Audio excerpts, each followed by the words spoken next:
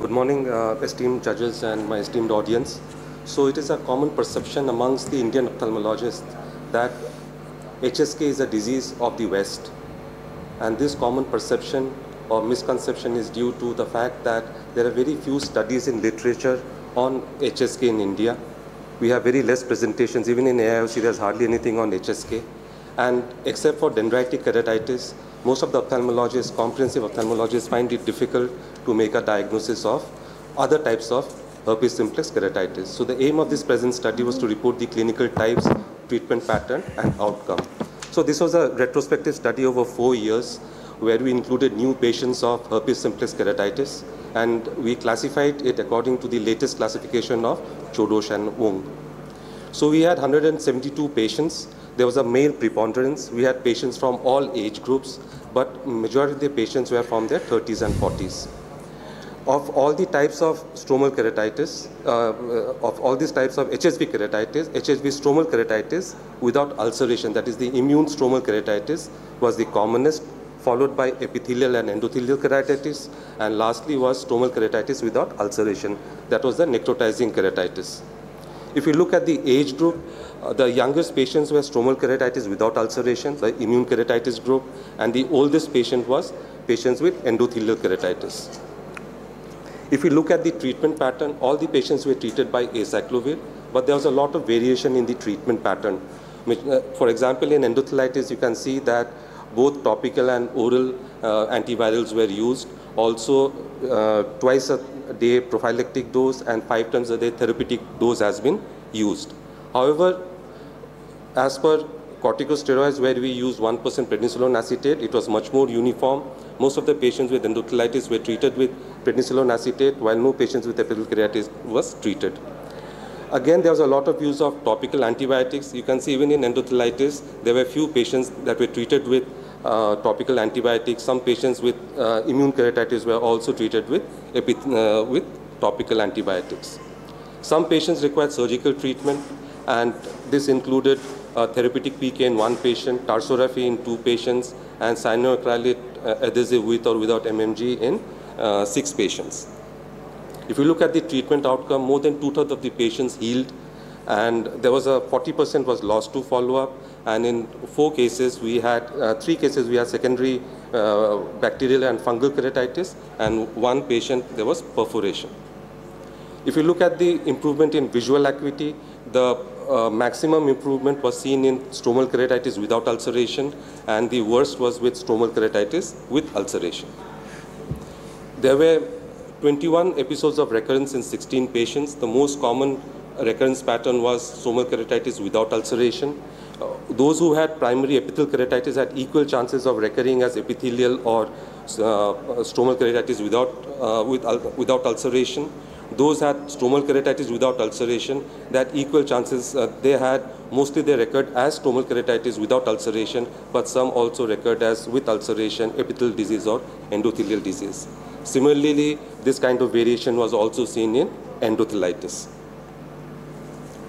So if we compare our study from the Western or even the Asian, we find that we had a slightly more male preponderance than other studies.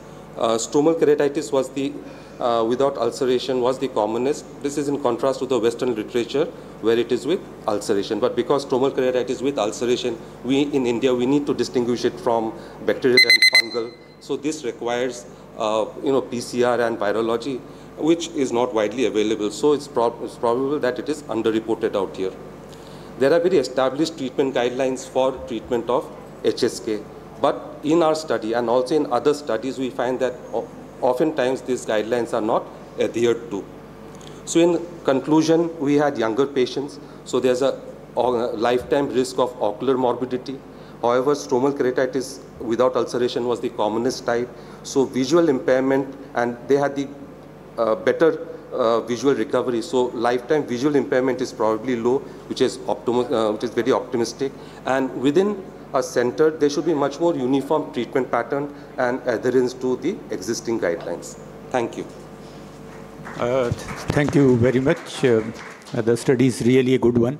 What percentage of people did you put on oral acyclovir of them, particularly of the deep keratitis? Yeah, so oral keratitis, all patients with stromal necrotizing keratitis were treated with therapeutic dose of oral. Prophylactic dose was used for endothelitis. But that, as I said, so there was a lot of variation.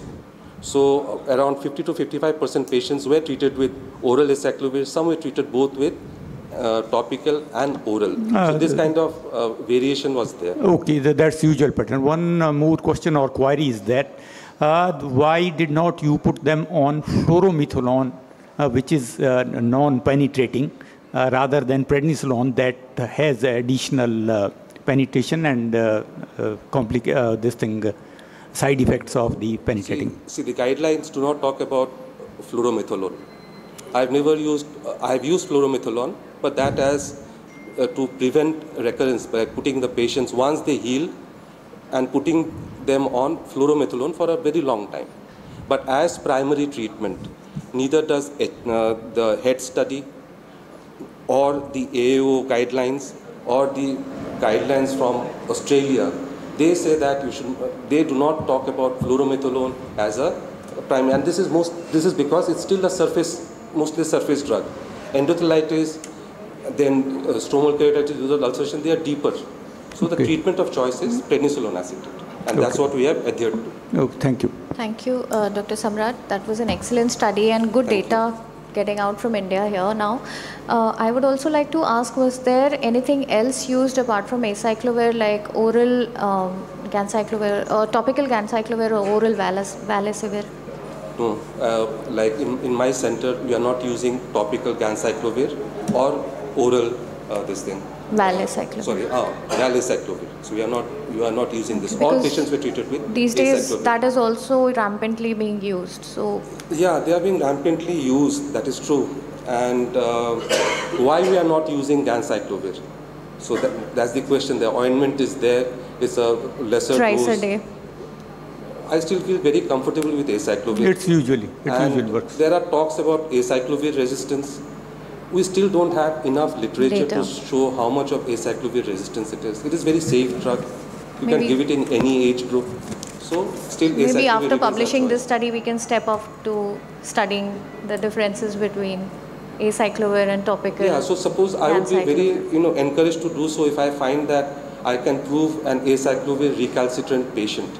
And probably there may be a small, because there are reports from other places, so there may be a small subset of patients who are recalcitrant to acyclovir, but how do you identify them? So that's a challenge.